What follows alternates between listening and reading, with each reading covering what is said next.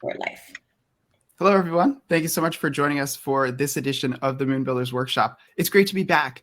We had a fantastic month of Illuminate content. That was the focus of November. And, now we're back to the regular Moonbuilders Workshops. So today we have a very special guest, very lucky to be joined by Richard Gottleber. And he's a teacher masquerading as a dev advocate. And he's a developer advocate for Chainlink Labs. So he began his career as on a support desk, and he worked up the entire stack from system administration to front-end development with a pit stop as a fifth grade math and science teacher. So Richard knows it all, and beyond knowing it all, he knows how to explain it all. And that's probably the most important part of being a developer advocate. And so I'm very lucky to be joined by you today, Richard. I'm a huge fan of your YouTube videos, of all the content that you produce for Chainlink and for the wider crypto community. Awesome. That's an amazing introduction. Thank you so much. For sure. Yeah, I'm excited to be here. We're thrilled to have you. So yeah, I think today we're going to talk a little bit about Chainlink, yeah? Absolutely. And dive into that. I think probably if you have questions, if you pop them into the chat, I love interacting with the audience. Mentioned that I was a teacher, so like one of the things I enjoyed most was like interacting with the class. So like in this case, the audience, like getting some feedback, answering questions. If you pop questions in there, I'll try to get to them as I'm talking through things. But the plan I have for today, at least, is to give a short little presentation, do some live demos, answer questions while we're going through those live demos if you have them, and then chat a bit at the end about some other things. Does that sound good? Fantastic. Okay, let me get the old screen share going real quick. And we'll start off with a fantastic question of what is Chainlink? That's what I'm going to be answering today and talking through. So before we get into that, we need to kind of talk about what are smart contracts. Just super quick, in case you're not familiar with what a smart contract is, it's a digital contract that's stored on a blockchain. It's executed when predetermined conditions are met. And those are important because they enable transparent distributed agreements. So just a little bit of history real quick. Traditional agreements relied on this third party here in the middle to make sure that everything worked. I personally am based in the United States. And here, we can say that we can usually trust our legal system, but things don't always work out with the legal system, and things don't always go the way you think they should with contracts, and things don't always, work out. And that's usually and not always, that always kind of sticks in my craw a little bit and bugs me. And smart contracts, they remove that third-party intermediary, so you don't have to rely on that. And that's why I'm excited about smart contracts, and I think there's a lot of power there. They enable that transparency. They give the users and people interacting with the contract the power. And so they replace those traditional agreements which rely on trust with agreements that rely on truth. So that was like super fast, blazing through what smart contracts are. The next thing to know about blockchains is that they need to reach consensus. So we have this question, what about consensus? Consensus is reaching an agreement where everybody comes to the same agreement in a distributed environment. And if there is a challenge, like it's not so simple, because when things aren't agreed upon, that's when things like blockchains start to break. So I have a question for everyone. And so I can't see y'all, just in your mind or out loud, go ahead and answer this question. It's not too hard, but can everyone tell me what 1 + 1 is? It's not like a trick question, just like numerical values, 1 + 1. Like I have, 1 apple and another apple. How many apples do I have? That's right, 2, right? We all agree, 2 apples. That's a deterministic value. And so when it comes to those type of questions, we can all agree on the answer, and we can all agree, like no matter when I ask that question, it should always be the same. No matter where you are when I ask that question, it should always be the same. So deterministic values and questions like this are easy to deal with on a blockchain. Now let's try something a little bit harder. What's the current temperature? Well, where I'm at right now, it's 62 degrees. That's in Fahrenheit. You may be thinking Celsius, and it may be a lot different temperature. That's a it depends question. So it depends questions are an easy way to think of non-deterministic values. And those are a massive problem for blockchains because they can't reach consensus. So we think about everyone watching this right now as a different node on the blockchain. When we asked the question of 1 + 1, it was easy. All of the different nodes agreed 2. It doesn't matter when that question came to you or where you were when that question was asked. When it comes to a question like the temperature, all of the nodes now are going to give different answers, right? Even if we're kind of close by, if we're being really specific, we'll give a different answer for the temperature. And so that is a problem for blockchains, bringing that real world data, because real world data is often non-deterministic, onto the blockchain is a problem. In my mind, I'm a bit of a Disney fan. It reminds me of Genie. So blockchains are like Genie, phenomenal cosmic power, itty bitty deterministic living space, right? So we have this problem that's called the Oracle problem. And that is that smart contracts are essentially blocked by their inability to interact with the real world. They're disconnected from the real world. So the Oracle problem, the solution to that is oracles. And that's what Chainlink provides, mainly is oracles. So they're a device that can interact with off-chain real-world data and provide that connectivity to a smart contract. They report the results of like different queries, computations from off-chain into a blockchain smart contract. So you may think to yourself, cool, we have oracles. I could make my own Oracle node, right? And like just bring data from the outside world into my smart contract and like we're good to go. And yes, you're correct. You could do that.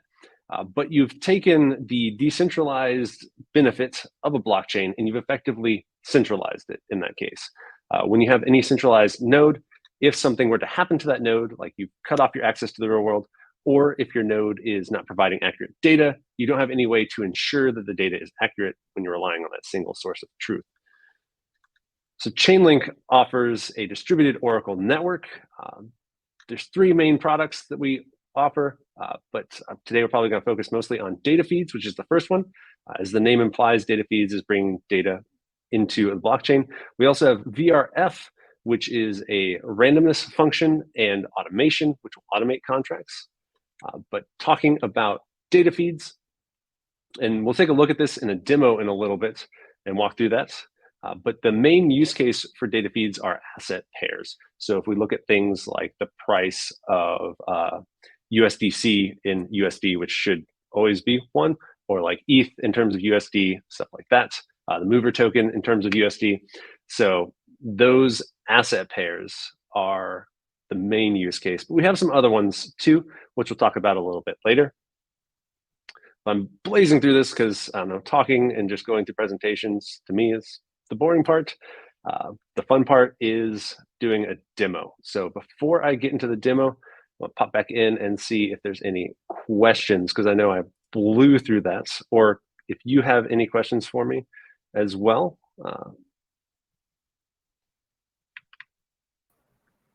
I think we're all set Okay. for now. Okay, cool. So let's take a look at a demo. So when it comes to all things Chainlink, this is where I always start, and this is the documentation. It's at docs.chain.link. From here, you can kind of see what we offer. We have our data feeds, our automation, VRF, external API calls, and you can see which networks they're available on. Some of these little logos might look familiar. So we'll be taking a look at data feeds. So we head into this documentation.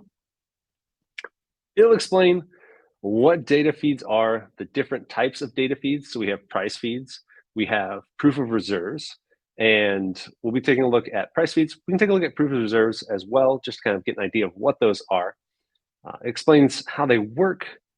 If we wanted to look at price feeds, we said here to price feeds, and if we scroll down just a little bit here, you'll see there's this example contract.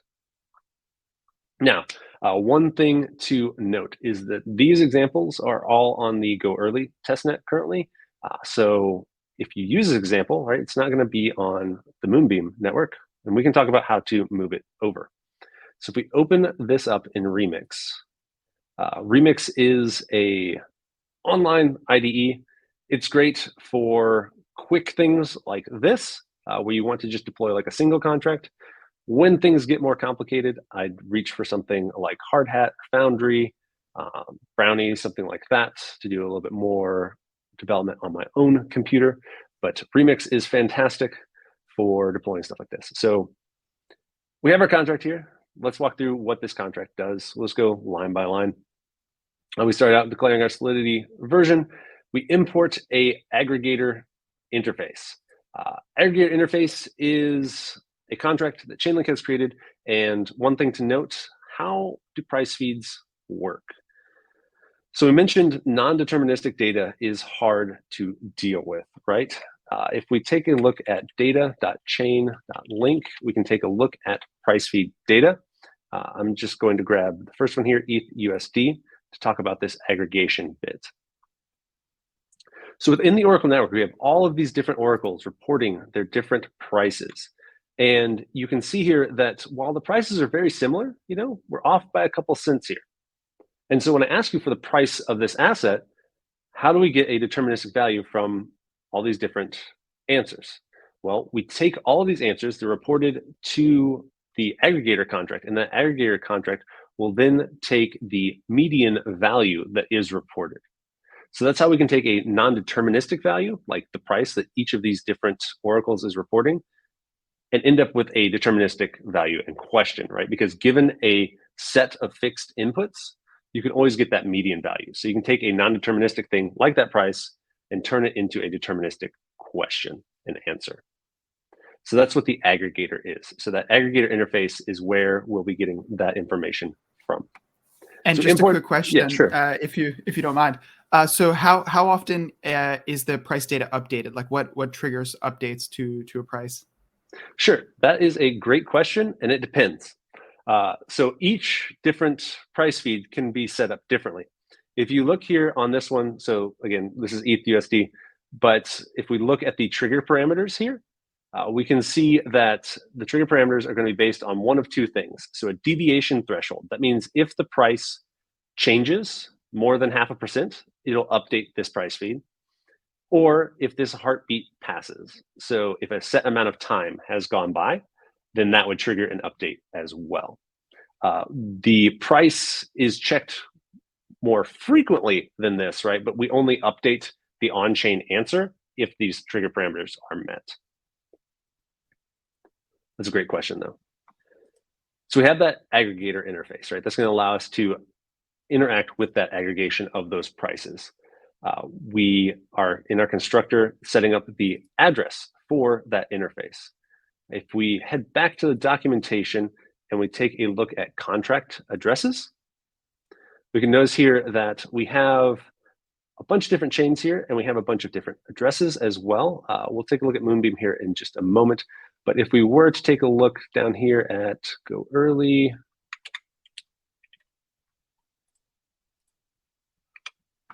we can see that we have our ETHUSD address. If we wanted something else like link to ETH, we would just need to change the address. So that's what we're doing here. We're passing in the address of the price feed that we want. And then in get latest price, we have a weird looking function. And the reason that this function looks so strange is, there's a little bit of a formatting issue here, but essentially what we have here is these commas by themselves are for variables that the latest round data returns, but we're not actually using. So it returns the round ID, it returns the price itself, when it was started, the timestamp, and how many rounds it took to answer the question. So those different values we're not actually using. We need to maintain a place for them in the function call. So that's why there was just that comma by itself. But we just care about price. So that's what we're getting back. And then we're returning that price. So if we look at deploying this contract, we'll deploy it on Gorley, and then we'll look at how do we deploy this on Moonbeam. So come here, we'll need to make sure that we have compiled our contract. I have autocompile on, so that's done for me. And then we can go to deploy, one thing that always trips me up is I forget to click on the injected provider. If you haven't deployed a contract before, you can follow along, I guess, if you'd like. It's pretty easy. We set it to our injected provider that's going to grab it from our browser extension itself. And we just click. The other thing to check is make sure you have the right contract here. And then we just click deploy. And that will prompt us, oh, well, I'm already on the Moonbeam network. So this is an interesting thing to point out here.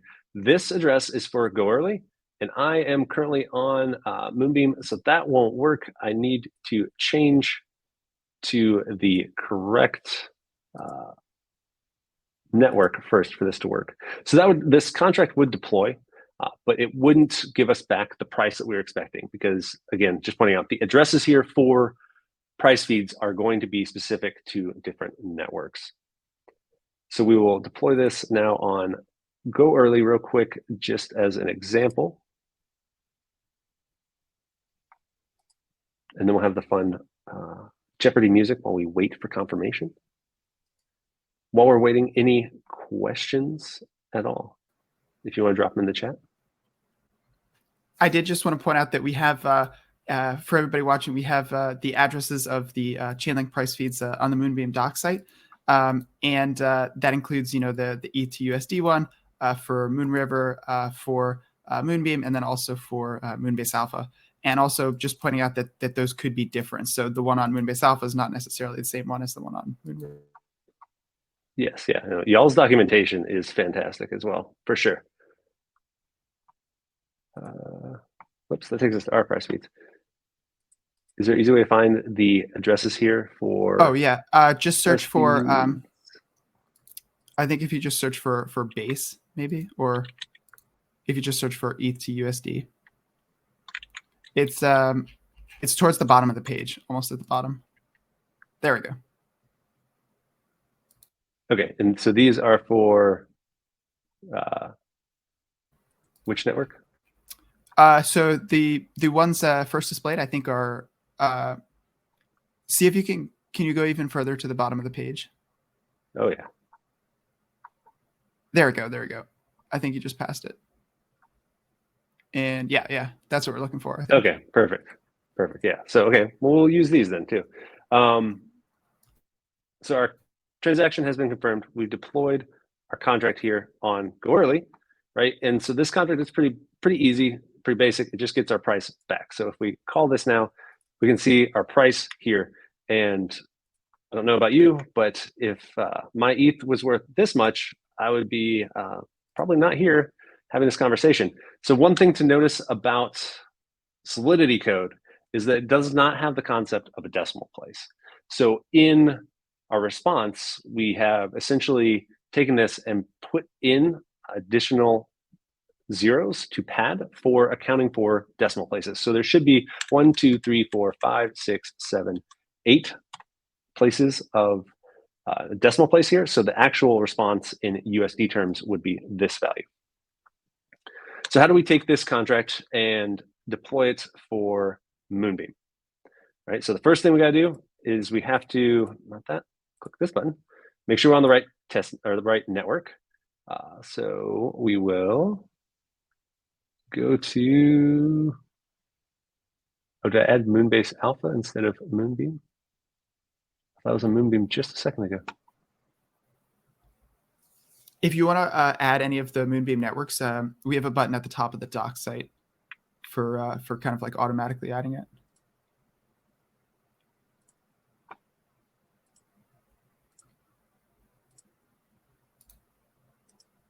Well, there you go. Man, you make my life super easy.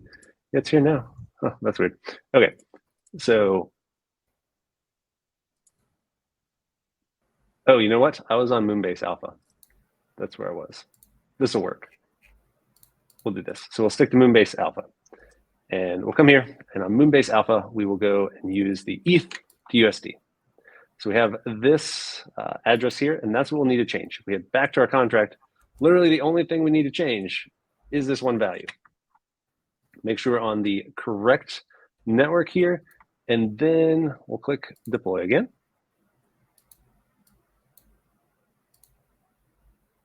Uh-oh. Oh. Why is this? It's connecting to the wrong account.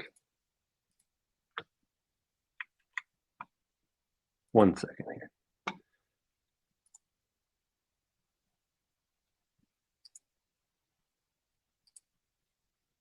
I was on the wrong account there. Okay, so we come back here and we've changed just to make sure. This ends in A2D. A2D looks good. And we will deploy now in our injected provider.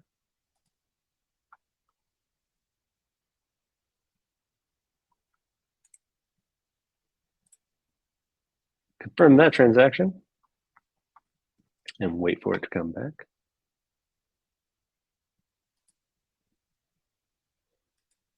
Got some hellos and some GMs. Hello to everyone.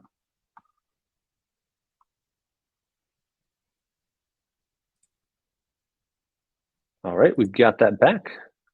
Take a look here. We have, again, it looks basically the same because it is basically the same. We're just pointing to a different network and different address.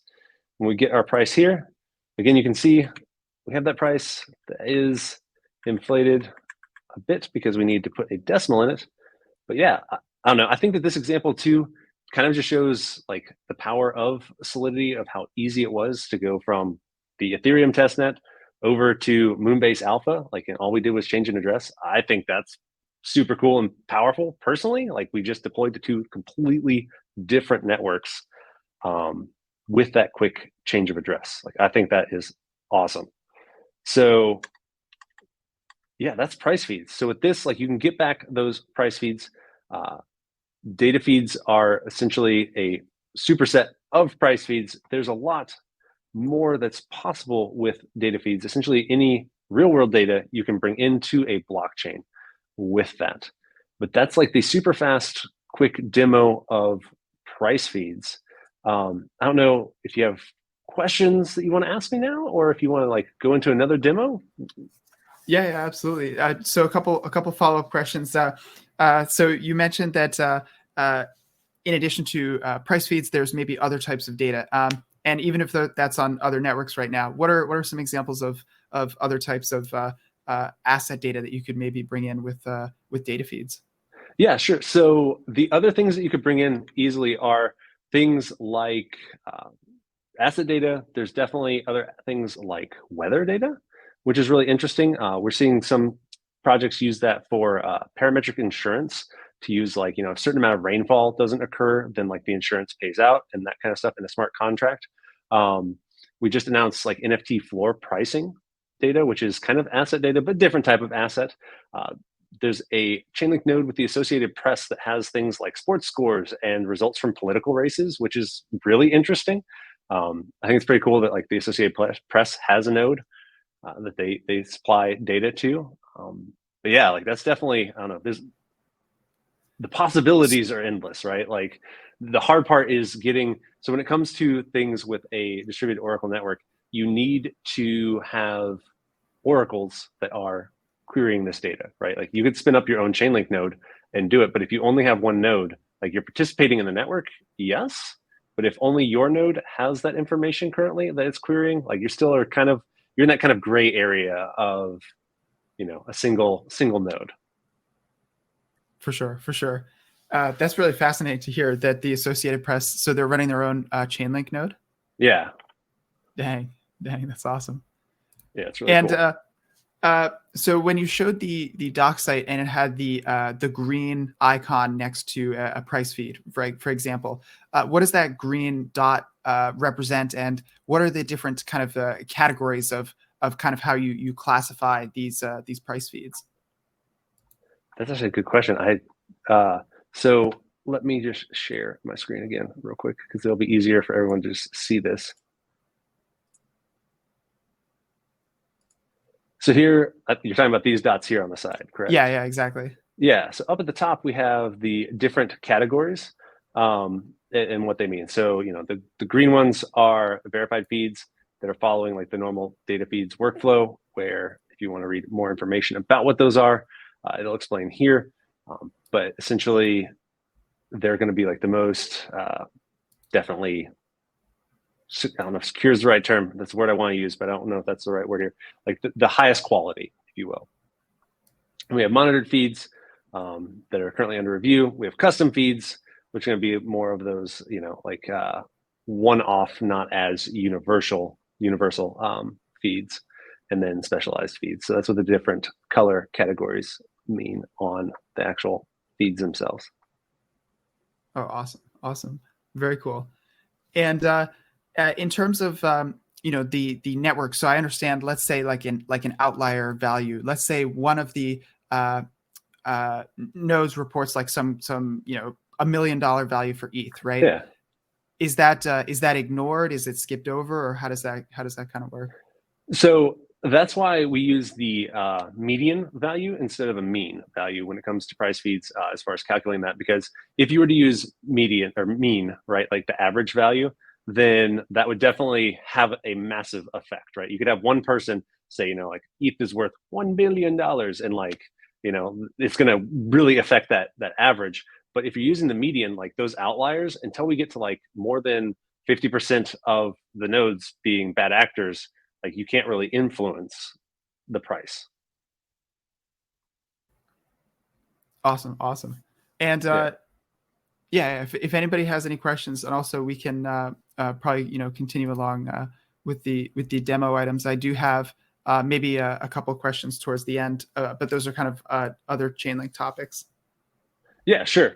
Do you want to see like how proof of reserve works? We can walk through deploying that as well. That would be amazing. I Sure. feel like it's a relevant topic and kind of a current events. People are very interested, in hearing more. Yeah, sorry, I went to go to the page and forgot to share my screen again. All good. You'll have to look at the demo really closely in the reflection in my eyes. So proof of reserve, again, go into documentation. It's still here under data feeds. We have proof of reserve feeds. Proof of reserves, like high level, is essentially, as the name implies, like a proof of reserves, like how many reserves somebody has backing up whatever, and kind of proving their solvency. And traditionally, proof of reserves would be done by an audit by a third party comes in. You're a bank and you have all these loans and stuff, and you want to make sure that you have the solvency to back everything up. Third party comes in, checks your books and everything like that. They get back to you and say like, yes, things are good. No, they're not. Those traditional kind of proof of reserves things are kind of opaque as far as like what the actual process is and everything. With Chainlink proof of reserves, that whole process is automated. It's on chain. It's transparent because it is on the blockchain, and you can see that the amounts are verified like on chain. It updates in real time, so it's not a like once a year or once a quarter we check to make sure that we're solvent kind of thing. It's updated in real time on whatever the cadence is that you're setting that up for. So how do we check that? What does that look like? If we want to take a look at a demo, we head here to the documentation proof of reserves. You can read all about how it works here.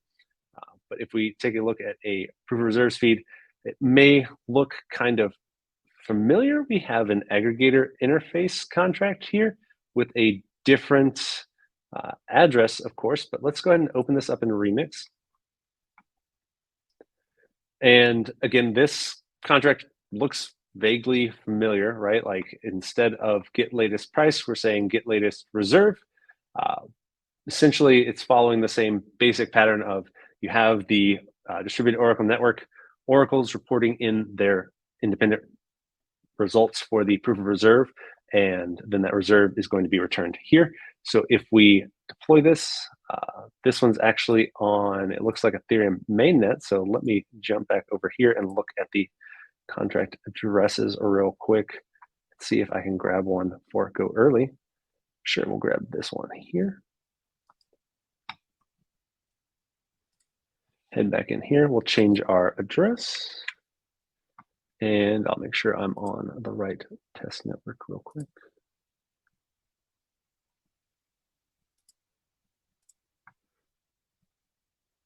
Let's come here to deploy. Make sure we pick the right provider. Reserve consumer. deploy this.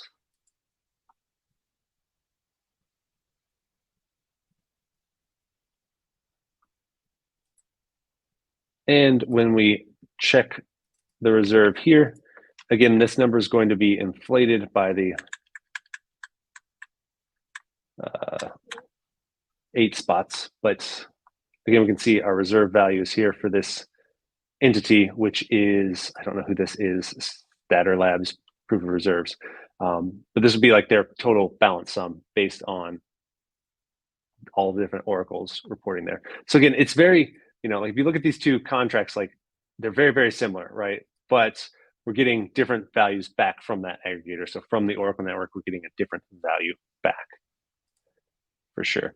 Again, the contract addresses here for the different proof of reserves that are set up are here.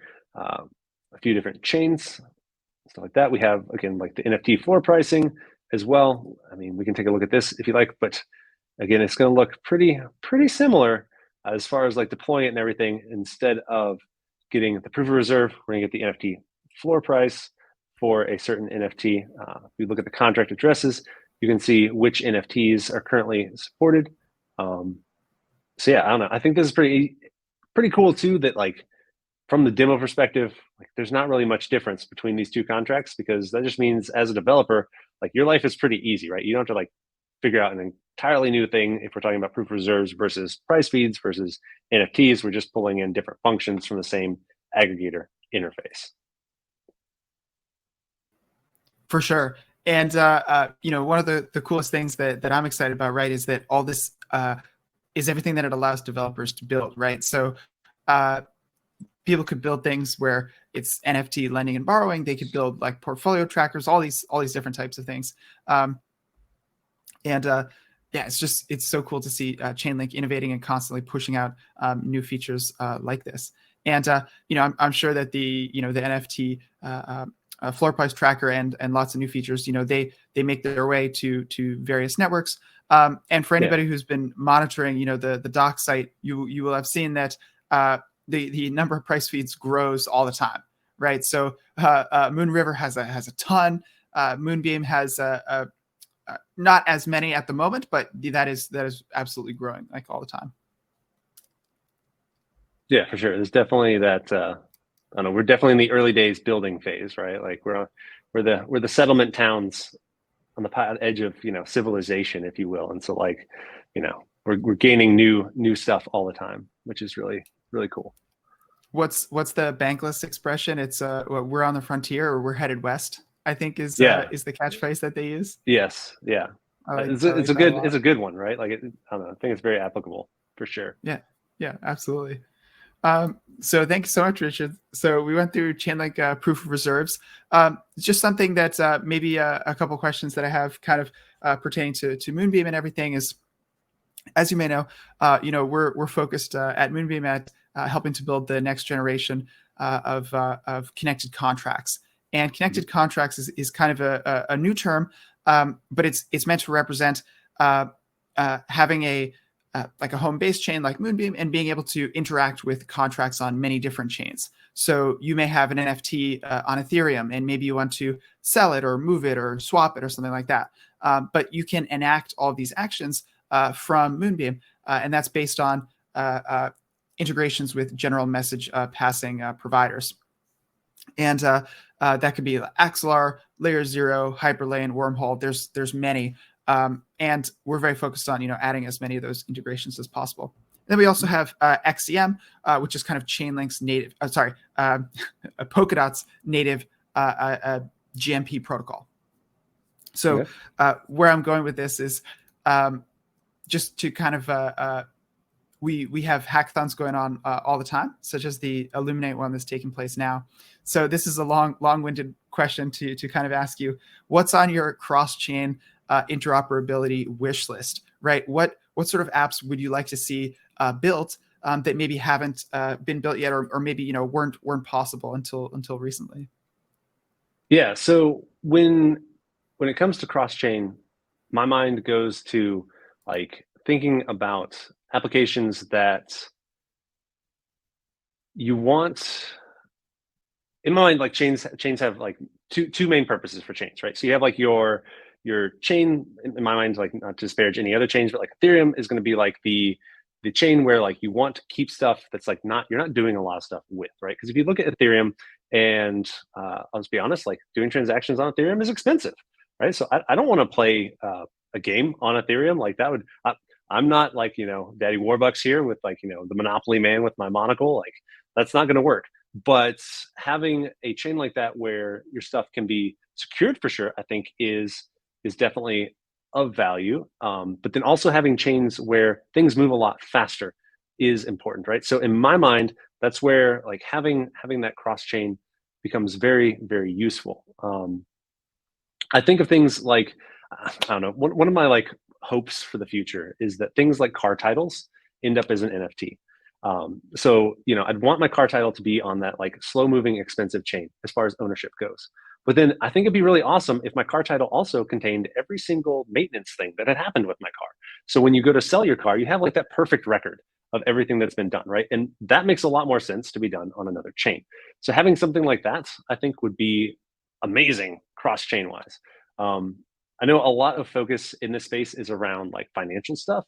And personally, I lean more towards like things like the car titles. I have a pool in my backyard, and like the little guy comes out and like does the pool stuff every day. He takes all his, or not every day, every week. He like measures the levels of the pool and everything. I was like, man, what if you could have like an NFT for your pool that like had like the full history of everything, right? And then it's just like on chain, and it's not like, because right now it's a little piece of like paper out there in like the pump box, right? Like it's I have no idea like what a year ago anything was on there.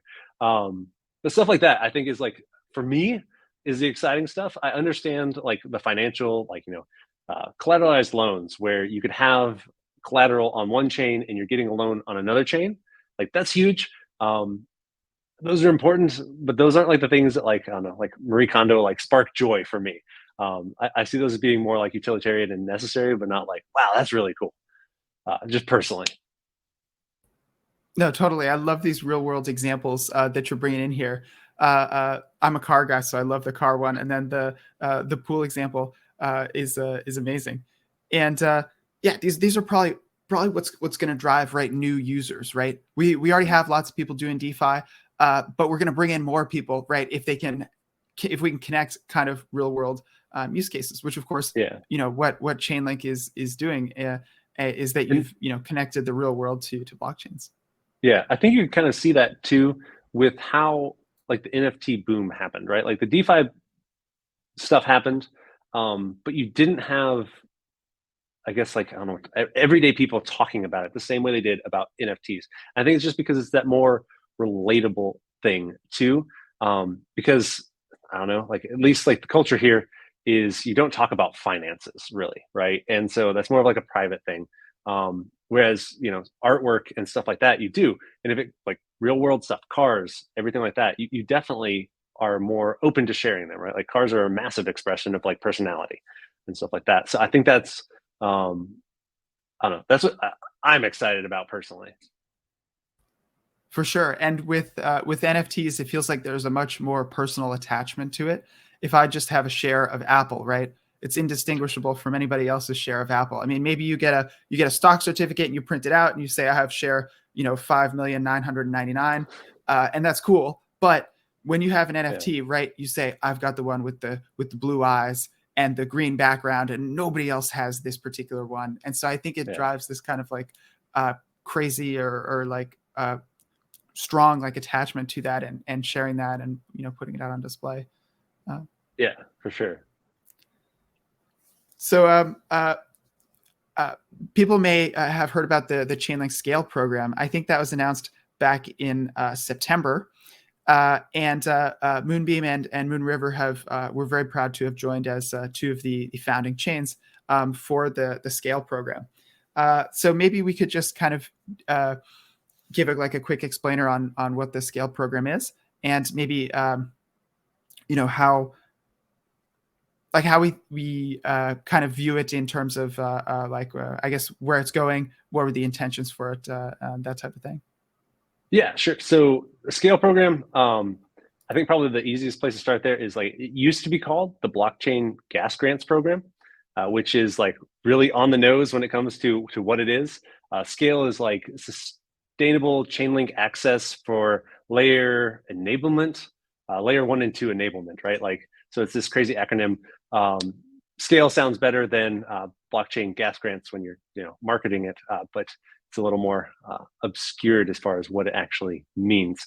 But as the previous name means, or as like the access enablement for layer 1 and 2, essentially what that means is that you have participating chains like Moonbeam, Moonriver, covering some of the Oracle costs for users, which is awesome, right? Like it's one of those, just enabling people to build cool stuff and use Chainlink products. So like I think it's awesome. It gets people the ability to start using and start developing contracts in a more sustainable, reliable way. I think using things like the Oracle nodes for those data feeds, so that you're not spinning up your own individual Oracle to do it. You're actually building it in that scalable and maintainable way, hence the name Scale. But helping scale up like people using Chainlink for sure. I don't know if you want to add any more flavor to that, or I'm super excited to see that it's I think it kind of bring forward supply, if that makes sense, like bring a supply of data feeds and other products kind of more into the present, right?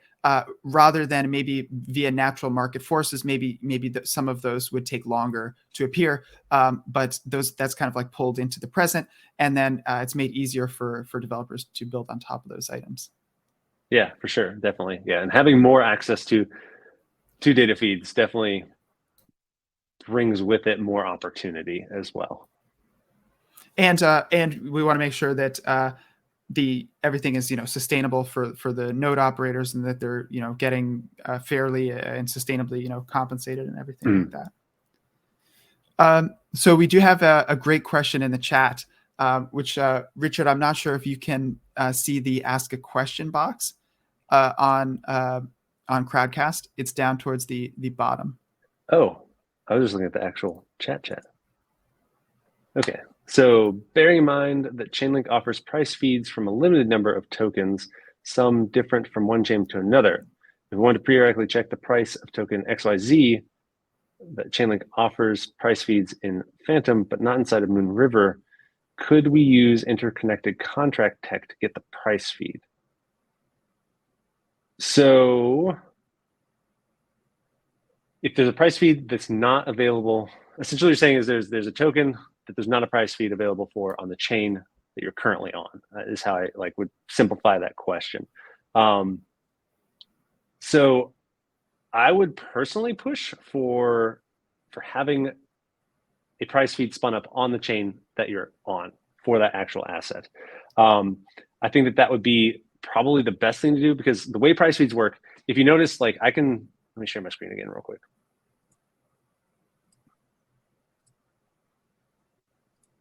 So I can sit here all day and say, what's the latest price? And every time, I'm on the wrong network, that's why this isn't working. But every time I click that, it'll go out and it'll actually get the latest price. And if it has changed, so if we're looking here, if this answer has changed, I'll get that latest price. And you'll notice I'm not paying anything to do this, right? Because this is a view function. And so when it comes to this cross-chain assets that you're trying to do, I think that having the ability to have it on your native chain is a massive benefit, just because one, you have it there, it's stored on your chain, and everyone can access it from a read perspective. So when the price feeds are updated, that's where there is a cost, because anytime, I know if you know this, it seems ridiculously simple, right? But things cost gas when you make a change on chain. If you're not making a change, they don't cost gas. So having it on that local chain, I think, is probably the preferred way to do it. I guess with something like CCIP, which would allow you to have that cross-chain bridge, you could do it. But I would opt for getting oracles on the network. This is like the most long-winded answer ever.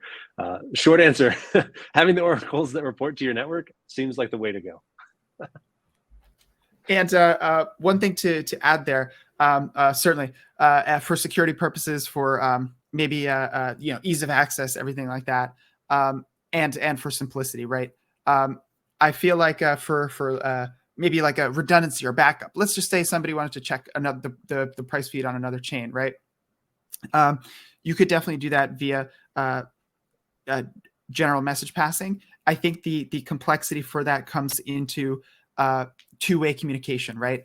All of our tutorials and all of the GMP tutorials are structured around kind of one-way message passing. So it's like send a message to the other chain to take some action. And if that action is to read something, right, now you have to have communication the other way. So you have to send that price data back. So it takes double the time, and it's maybe double the complexity. So this is fine if you only want to check like the transaction status, right? If you're like, I need to make a swap on another chain. So from Moonbeam, you can use Axelar, Wormhole, Layer 0, Hyperlane, CCIP, that type of thing. And you can dispatch that. You can make that swap. And then you can check in Explorer like Axelar scan, which will tell you, was the transaction successful altogether, right? Here's the hash on Moonbeam. Here's the hash on the destination chain. And so that you could be happy with that. That could be everything that you need. But yeah, if you're trying to get data back, then you'd have to have some logic where it can actually send that back so it'd be two-way communication. Gotcha. Are you giving? I think there's more in the comments here. Socrates is saying, if I have a smart contract headquarters in Moonriver, managing a smart contract holding assets in all other chains, and using interconnected contracts to transmit decision-making from Moonriver to the other chains. In the above example, my decision-making about this is in Moonriver, smart contract headquarters, hence the need of price of token XYZ inside Moonriver. Oh, I see. Sure. Oh, okay. Thank you, Socrates. Cool. Well, does anybody else have any more questions? And also, Richard, if you had anything else you wanted to discuss, the floor is totally open. I don't think so. No, but I appreciate you having us on. I will say, like, your community is always very active, which is awesome. So I think there's like almost 2,000 people here in this crowdcast, which is crazy. It's great to hear. We have a very strong ambassador community and people who are very passionate. And I mean, we have the Chainlink community to kind of to strive for, right? I mean, Chainlink has one of the strongest communities and most vocal advocates, right, online, as far as I know. Yeah, thank you. Yeah, I don't know. I'm always impressed whenever I come and chat with y'all. So definitely keep it up. Oh, well, thank you. Thank you so much for joining us today and for your demos. And can't wait to see you back here another time. And then we can talk about CCIP. We can talk about we can go deep on some new topics as they make their way into the real world. Yeah, that'd be great. That'd be awesome. Thank you so much, Richard. And thanks everyone for joining us this morning. Yeah, thanks. You have a good one.